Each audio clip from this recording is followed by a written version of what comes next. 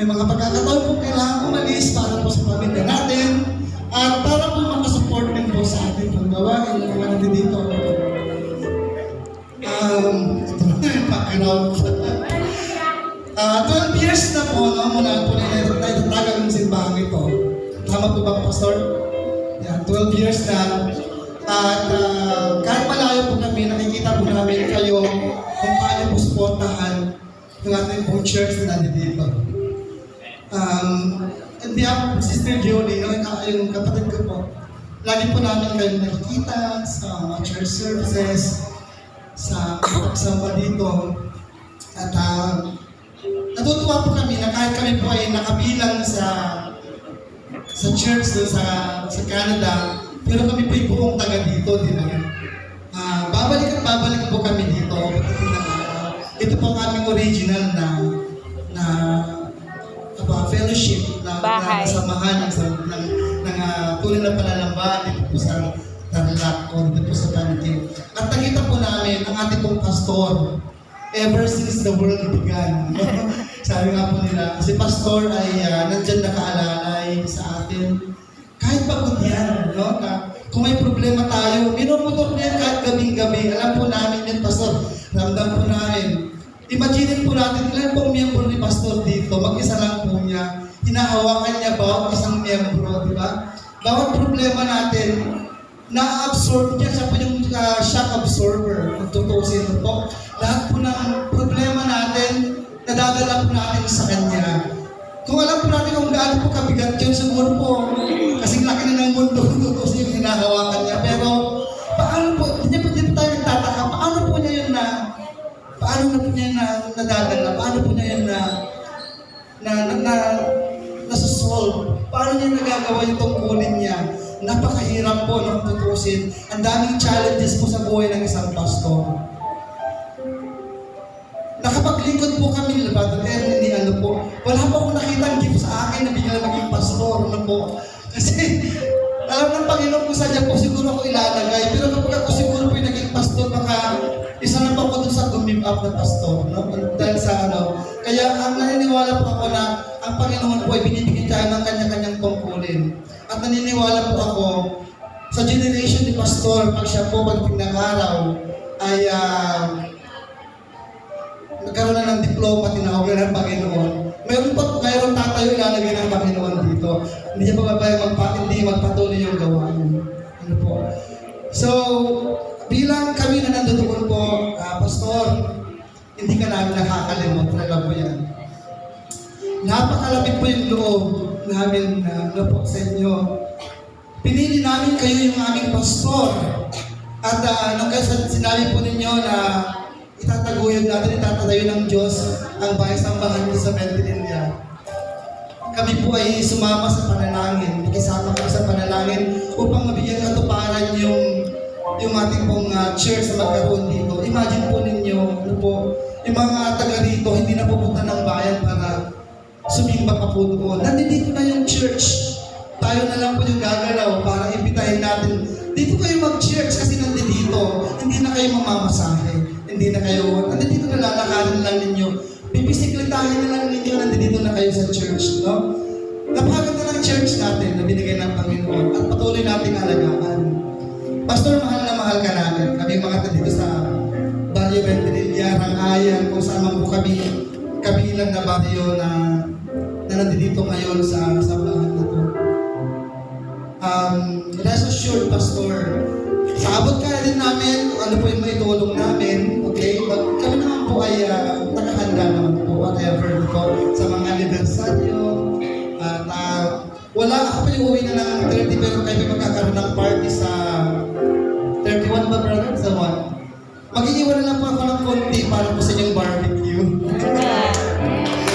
Hindi ko po, surprise ako kanina, hindi ko po alam na may birthday pala. Sabi ko, naku, wala akong kadala-dala. Sabi ko, yung offering ko lang yung dala-dala ko. Sabi ko, ganun palang gano'n, hindi ako makatayo. Dinatap ako ni sister, hindi ko marinig ka. Hindi ako makatayo, pero nakakatuwa po na sa ganong paraan. Ipapakita po yung unity na kapag meron pong dapat asikasuhin sa iglesia, ay nakakaisip po ng parang yung ating mga board dito kayong bagay na dapat gawin. Ngayon nagtataka ko, paano mo iniiwan ni Pastor ito? May sasakyan na siya. Ano ba? Ha? Ano ba yung sasakyan? Eh wala namang panggas, puro pagkain yan eh. Nag-prepare din ako ng konti para kay Pastor. Siyempre, para sa gas niya. Ito lang po yung aking may bibigay Pastor. Ano po, para po sa inyo. Mag-date kayo mamaya ni sister. Kumain kayo mamaya, mag-Jollibee kayo. Ganon, di ba? Para ano naman. Pastor, happy Pastor's Day po. Sabi nga po nila kung mayroon tayong mga Teacher's Day, di ba? Nurses Day, meron tayo wala po ibang dapat pinararangalan ng sobra-sobra. Huwag na sila. Yung mga pastor dapat ang ating bigyan ng panahon. Kasi sila po nagtunay na mayroong concern sa ating community. Sa ating mga spiritual na buhay. Ano po? Wala po yung mga yun, kung wala pong pastor, pahamak po yung kaluluwa natin, ang mga profession na mayroon tayo sa buhay. Ako po bilang teacher, ngayon nagtatrabaho sa flight attendant, puro po panalangin ang abot ko po. Hindi po ako, lumilipad po ako palagi sa iba-ibang bansa. Lagi pa na ako nakakulik sa ating Panginoon. Kasi nga, anytime pwede naman mamagsak yung aeroplano, di ba? Anytime, tapos na yung buhay ko pagka ganun. Pero ang ating mga pastor, nandiyan lang nananalangin sa atin para po sa ating lahat. Kaya pastor, love you so much. And behalf of my wife, kami lang po ni Hero na nandito ngayon. Happy Pastor's Day. Love na love ka po namin. Super. Salamat sa support. Ang nakakita ko yung nagtitext sa'yo. Sumasagot agad si Pastor. Kaya, Pastor, salamat po. At ikaw ay nakilang tagapagpayo po ng ipong mga membro. Sobra po talaga. Ayan, salamat, Pastor. Dahil naktuloy ako sa kaya. Amen. Sino po?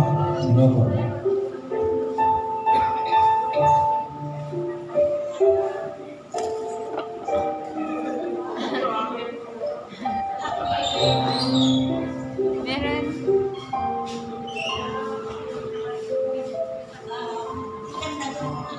Umaga sa inyo lahat, mga kapatid, tayong lahat na puri at pasalamat sa Panginoon dahil ito ang purpose natin na ang ating pastor ay i-celebrate ang ating Happy Pastor's Day.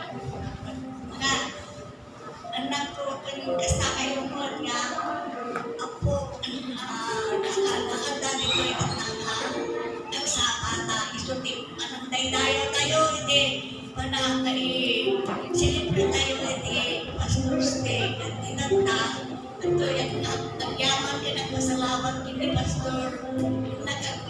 Nagpasalamat kanya na hindi, kaya nakakatumutulong kanya at naging hindi, siyang hindi natin vegan na. So, yan malimagan ka talaga, hindi ko makalimutan talaga ang tayo naranasan siya sa akin na nagdala sa doktor. Kaya nagpapasalamat ako sa kanya. Siya nagbibigay aral ko sa aking karanasan. Kaya minsan kasi pasaway ako kahit hindi. Pagpagaan na clinic ko lang tao. Nagkulisun na siya. Siya kasi May daw pambili ng jacket niya ba?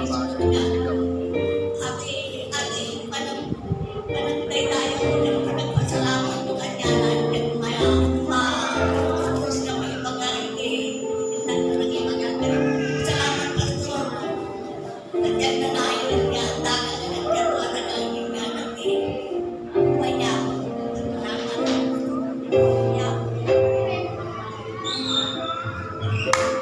Okay, sige po. Next po. Sino po ba ang sunod sa akin? Message. Ako po, magandang umaga po. Message ko kay Pastor, sabi nga, lagi kong naririnig na maraming mga churches ang talagang nagda-down, pero salamat sa Panginoon dahil lagi niya po kayong tinutulungan. Nagiging matatag po kayo na hindi po, although nandun na po yung talagang minsan nagda-down kayo, pero ang Diyos po ay palaging tumutulong po sa inyo. Salamat, Pastor, dahil yun nga, hindi mo kami iniiwan na kahit minsan pasaway kami, pero nandun pa rin po yung pagmamahal niyo po sa amin. Nandito rin po kami na lagi pong susuporta at nandito pa rin po kami na lagi pong tutulong at laging nandyan po lagi po sa inyo. Yun po, Happy Pastor's Day po. We love you, Pastor. Okay, sige po. Next po. Good morning po sa ating lahat.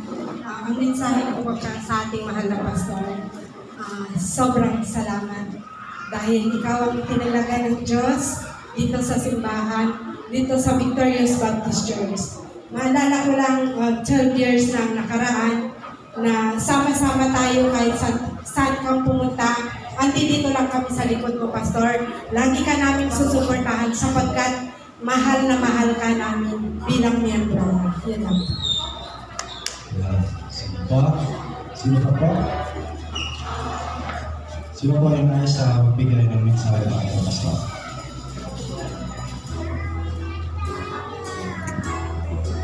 Okay. Wala na ba? Sister Janet kayo.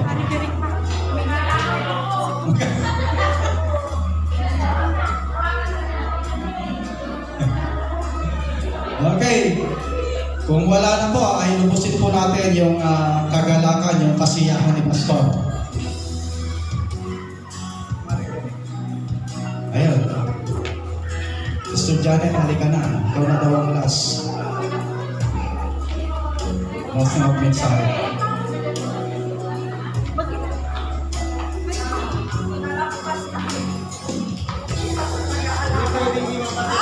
Akala ko pas na kasi nag-aalaga po ako. Thank you kasi yung mga binigay niyo salamat. Yung sahog daw wala. Joke lang po yun. Salamat talaga sa inyong lahat, sa mga members dito. Siyempre sa inyo po ako magpapasalamat sa inyong suporta sa aking asawa. Salamat po sa suporta niyo, sa pagmamahal niyo, sa lahat ng concern niyo. Every time na may time na sinusumbong siya, nandyan pa rin po kayo sa prayer. Siyempre, yun ang pinakamahalaga, yung prayer ninyo. Sa inyo po ako talaga nagpapasalamat sa lahat ng suporta nyo sa kanya at pagmamahal sa aking asawa. At siyempre, siya po siguro tinakda ng Panginoon dito na ipinagkaloob para siya po ay maglingkod dito sa gawain ito, sa iglesia ito. Salamat po sa lahat sa inyo sapagkat tunay nga kung hindi natin salamat kasi ang Panginoon talaga siguro nagdala dito para siya ay maging lingkod dito sa inyong iglesia, sa ating iglesia. Kaya salamat sa Diyos po lahat ang papuri at sa aming asawa. Happy Pastor's Day. Mamaya Jollibee.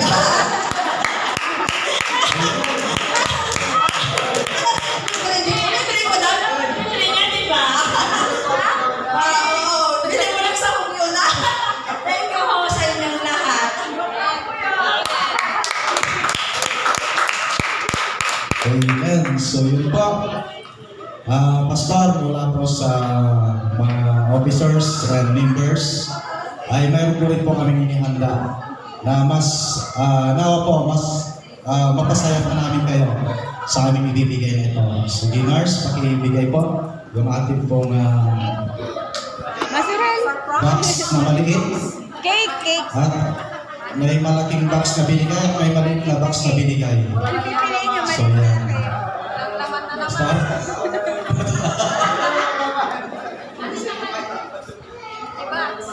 Empty box.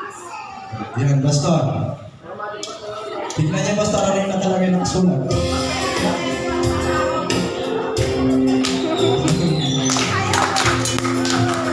Taas na yan, bilangin na yan. Mamuti na, Pastor, mamuti na. Bilangin na yan. Bilangin na yan.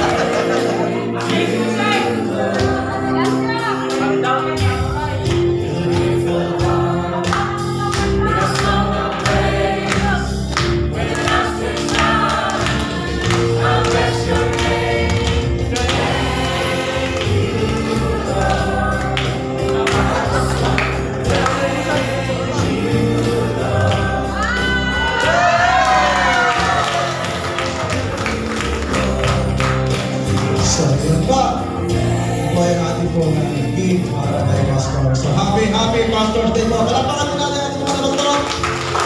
Ayan. So, sige po. Ayun po ang chance na Amen. So, maraming ako salamat kung mga sa ating Panginoon. Dahil 12 years na po ang BBC. Hindi po natin na-imagine kung paano po nangyari na magkaroon po ng BBC. Dati po nung nag-start po kami rito, akala ko ang trabaho ko lang mag-preach. Nagiging emotional po.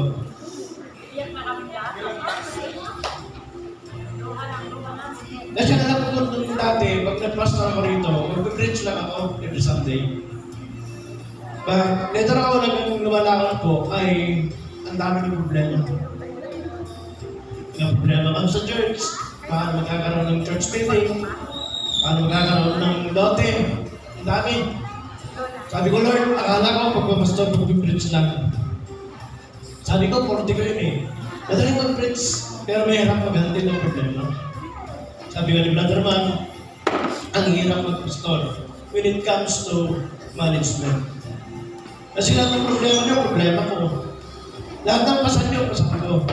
Maliban doon, meron din akong pamilya na pinapasan.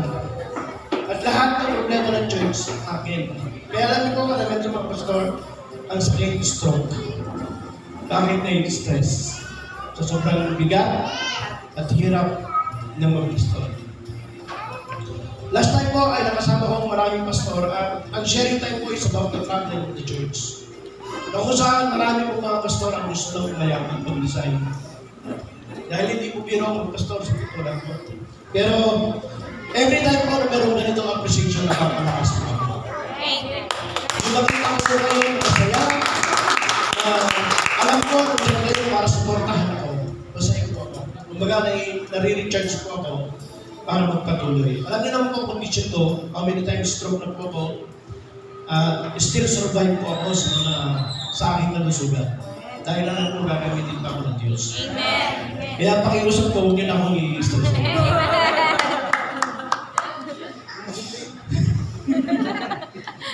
Ang bawi lang.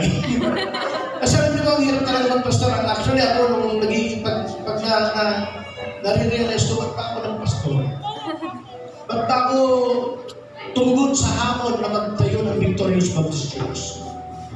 Actually, hindi ko in-imagine itong church na ito eh. Ang in-imagine ko lang, simpleng simbahan lang. Dati ko natin simbahan, masaya na ako eh.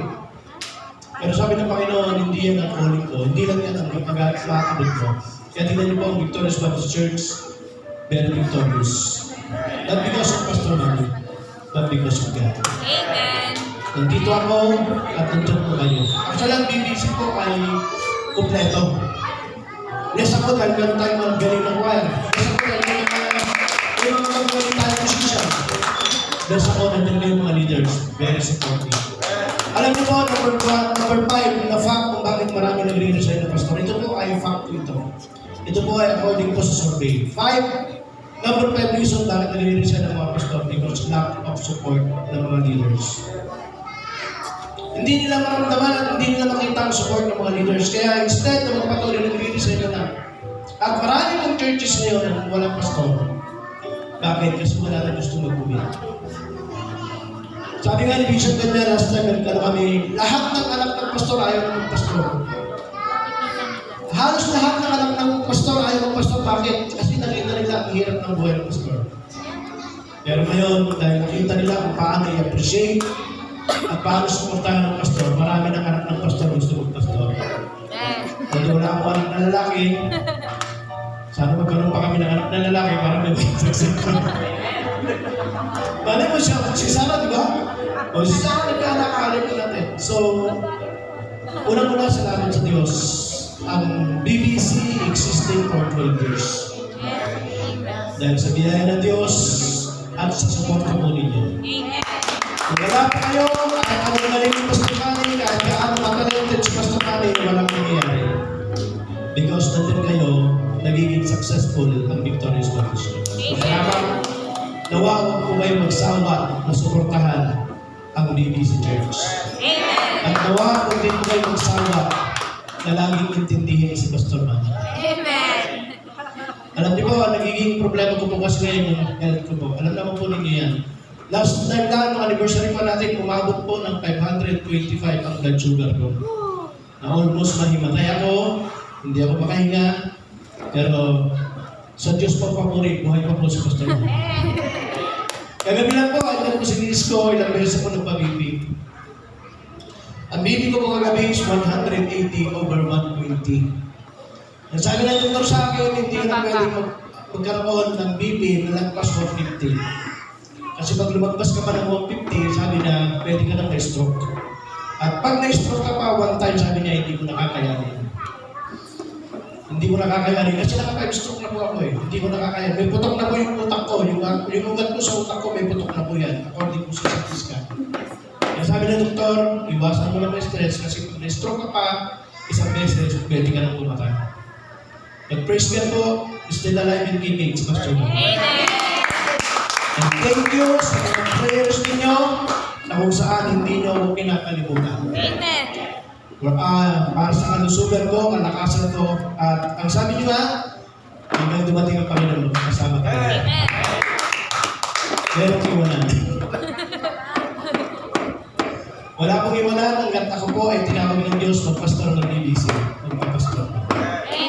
Ang Diyos ang talaga sa akin dito, at Diyos din po mag-aanos sa akin. At kapag ka ang Diyos gusto niya makasama ko kayo, hanggang sa pagbalik mo niya, magkakasama ko natin. Support your pastor, pray for your pastor, and the BBC will continue bless and success by God's grace. Salamat po sa lahat ng mga binigay po rin salamat. Meron na kaming gulay na kung saan, yun po yung paborito namin ngayon ni Mrs. Meron kaming gulay. Kasi pag hindi kami nagulay, magagalit siya. Kailangan mo yan. Dati ayaw ko ng gulay ngayon, no choice na ako. So sa lahat na binigay po ninyo, God bless you po. Ang Diyos ang magbalik sa inyo ng 16 degree ng mga tao. Salamat po sa inyong conversation. Ito po, I appreciate very much sa mga tulong at sa mga tulong. God bless and salamat po.